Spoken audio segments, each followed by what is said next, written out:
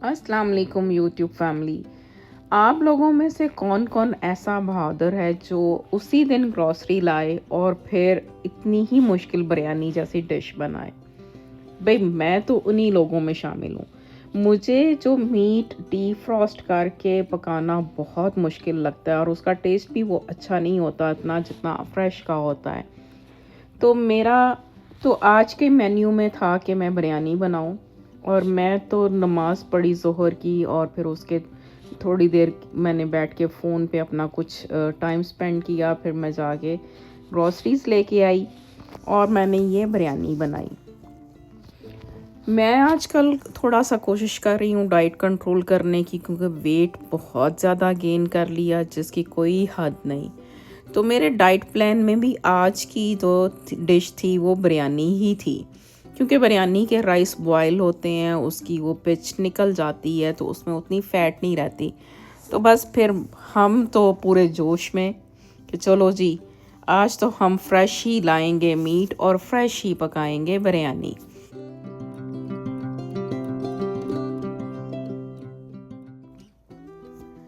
तो बस जी हम तो गए अपने पास में जो ग्रॉसरी स्टोर था उस पे छोटे छोटे मैंने क्लिप्स लिए।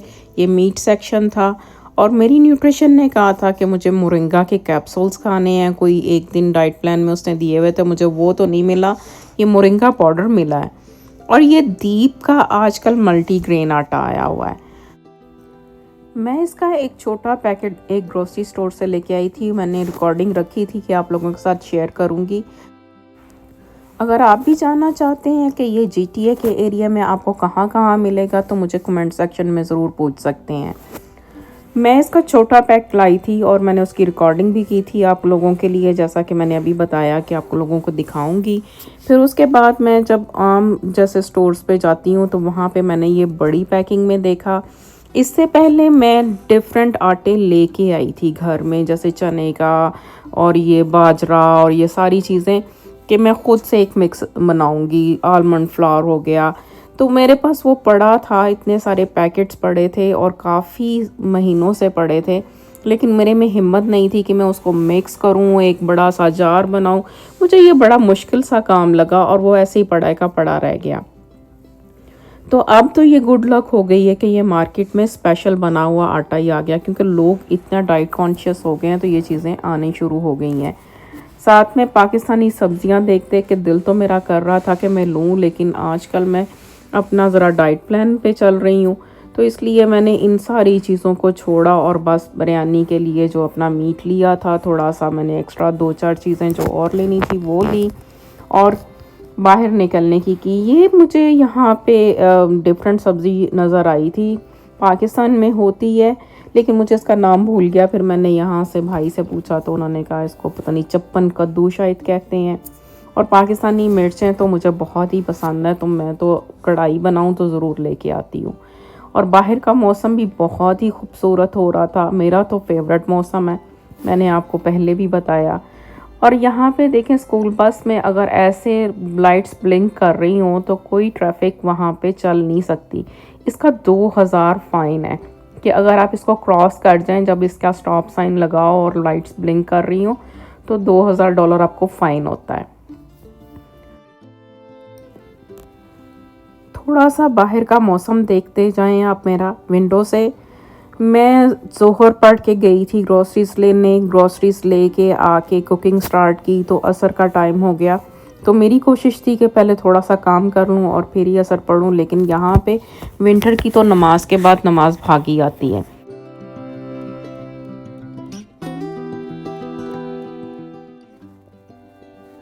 आम तौर पे मैं चिकन को बिल्कुल भी मैरिनेट नहीं करती बिरयानी के लिए। ये तो सिर्फ आप बारबेक्यू और इस तरह की चीज़ों के लिए जो आप मैरिनेट करके रखो, लेकिन जब चिकन बिरयानी का होता है, जब हम स्पाइसेस डाल के उसको पकाते हैं, उसमें स्पाइस ऑलरेडी इतनी रच जाती हैं कि इसकी ज़रूरत नहीं होती कि आप इसको मैरिनेट करें। लेकिन मैंने कहा चले आप लोगों के लिए वीडियो बनानी है तो थोड़ी सी रंगबाजी भी हो जाए और मैं आपको दिखा सकूं कि मैं स्पाइसेस किस तरह से डालती हूँ। मैंने बॉईल करते हुए चावल जो हैं उसके अंदर काफ़ी ज़्यादा नमक डाला था। जैसे अगर मैंने 4 कप राइस लिए थे तो उसमें मैंने 8 चम्मच जो है टीस्पून वो नमक के डाले थे ताकि जब मैं उसका पानी ड्रेन करूं तो उसके अंदर नमक फिर भी इतना रह जाए जो कि बिरयानी के लिए इनफ हो। और मैं बिरयानी मसाला जो है वो एक पैकेट मैंने उसमें डाला है, और उसके साथ साथ मैंने एक्स्ट्रा जो रेड चिल्लीज डाली हैं। इसके अलावा मैं सब्ज़ मिर्चें भी इसमें डालूँगी। और आज मैं लेके आई थी, कभी मैं बोनलेस की बनाती हूँ, कभी मैं बोन लाइक जो मीट होता है छोटी बोटी लेके आती हूँ, लेकिन मेरा बेटा थोड़ा सा वो छोटी बोटी से इरिटेट होता है। तो आज मैंने सोचा कि क्यों ना मैं पूरे पूरे लेग पीस लेके वो बना दूँ ताकि उसको बहुत आसानी से जो है वो उसको मीट को उतार सके। क्योंकि यहाँ पे बच्चे कहते हैं कि इसमें थिंगीज़ हैं, इसमें बोन्स हैं, ये है वो है। बोनलेस शौक से खा लेते हैं, मेहनत तो बिल्कुल नहीं करते।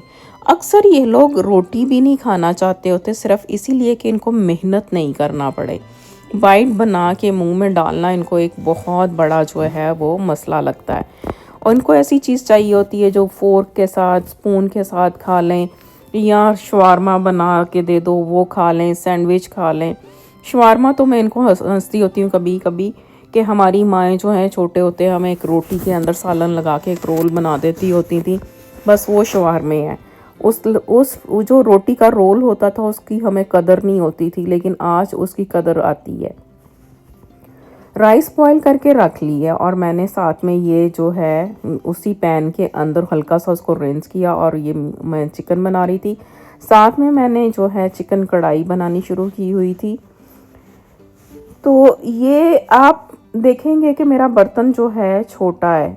मेरी एक छोटी सी आदत है कि मेरी कोशिश होती है कि जितना छोटा बर्तन यूज़ कर सकूं मैं उतना करूं, क्योंकि मुझे सिंक में जब बर्तन जाते हैं बड़े बड़े उनसे बहुत उलझन होती है। गोश्त मेरा काफ़ी हद तक भुन चुका है, आप देख सकते हैं। और चिकन तो खुद अपना इतना ऑयल छोड़ देता है, मैंने इतना नहीं डाला था, ये खुद बहुत छोड़ देता है। और रेसिपी के लिए मैं आपको बताती चलूँ कि मैंने जो है प्याज पहले ब्राउन किया था, फिर उसके बाद मैंने उसको ब्लेंडर में डाल के और टमाटर जो है ब्लेंड कर लिए। रीज़न यही है कि मेरा जो बच्चे हैं वो कहते हैं कि इसमें जो थिंगिस नज़र आती हैं। ये मसाला भुन गया बहुत अच्छी तरह से, कहते हैं दाना दाना सा जब सेपरेट सेपरेट आपको नज़र आए तो वो मसाला भुनने की निशानी है। जब हम यंग थे तो हम अपनी अम्मी से पूछा करते थे कि जी हम आप कहती मसाला नहीं भुना, मसाला नहीं भुना, उसकी क्या निशानी होती है। लेकिन हमारी माएँ एक्सप्लेन नहीं कर पाती थी कि उसकी निशानी क्या होती है। बस वो ये कहती थी कि घी छोड़ दे, तो हम तो कहते थे घी छोड़ दिया भुन गया, लेकिन उसका कलर नहीं चेंज होता था। फिर बताया गया कि ये दाना दाना सा नज़र आना चाहिए। अब ये एक बिरयानी का ट्रिक है कि आप कुछ राइस उसमें डालें और उस मसाले को अच्छी तरह से राइस को और मसाले को मिक्स कर दें ताकि उन राइस में जो मसाला अच्छी तरह से रच जाए।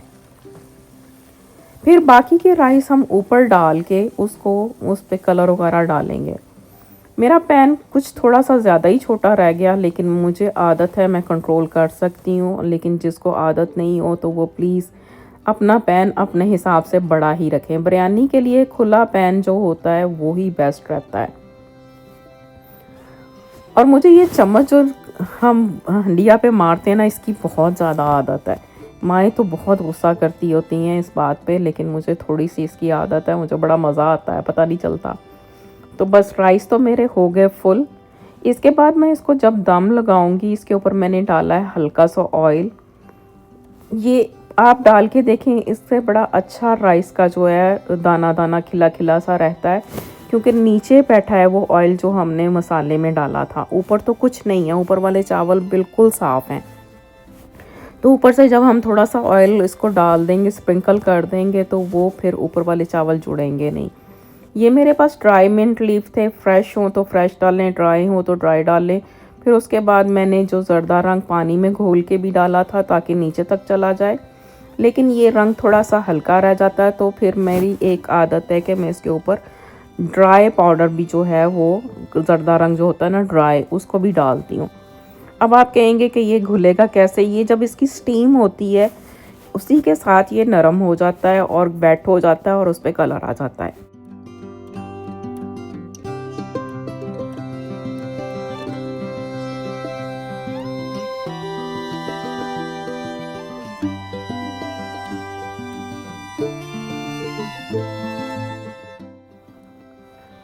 बस बिरयानी तो मेरी रेडी हो गई, ज़्यादा देर दम पे नहीं लगानी पड़ी और मैं इसको एहतियात से थोड़ा थोड़ा करके मिक्स कर रही हूँ।